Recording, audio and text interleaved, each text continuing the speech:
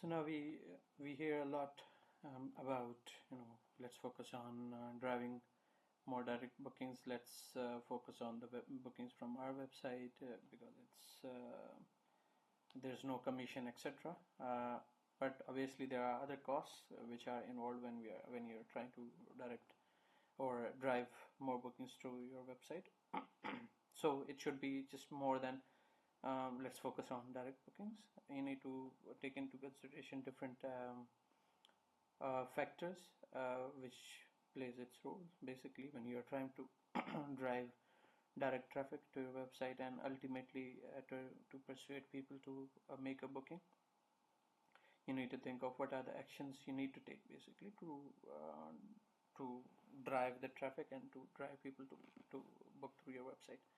So you would want basically to perform an in-depth analysis of different channels, how they are performing, how much production if you got, a number of bookings, what is the revenue, what is the average rate you are getting through them, and then see if it would make sense to focus more on driving direct website bookings or focus on all those other channels which you have right now available. Look at the cost of the booking, including marketing. So, in case you want to drive traffic to your website, you would want to actually you would be required to do some marketing activity to spend on market ads to drive people through to your website, and then ultimately to in order for them to basically make booking on your website. And then there is a cost which is involved there, which is a pass-through fee. So usually at the back end of your website, there's a booking engine. So the booking comes through them, and then it goes to channel manager or CRS system in case you are using. So for each booking, hotels pay pass-through fee.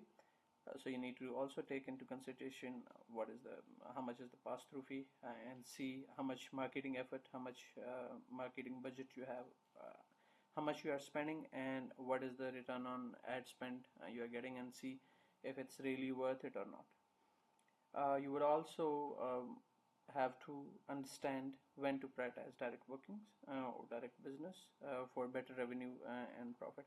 So you don't want to basically just close all the other channels and say, okay, I'll just drive direct bookings. You need to think when and how to do it, and in case you are doing it, you might want to do gradually, because you cannot just rely on your website to have more bookings. Because obviously OTAs are very strong, and there are other factors, so which we will cover in the following slide. So you would have to see when and how you are going to prioritize direct business or direct bookings. In case you've already decided that yes, you want to take this route, you want to push your website bookings more and to get more direct bookings, then you have to slowly and gradually reduce your reliance on the OTAs, especially during the peak periods, because during the peak periods anyways there is a demand, so you might want to reduce the inventory that is being pushed to OTAs, and have more inventory on your direct website, so people book more on your website directly.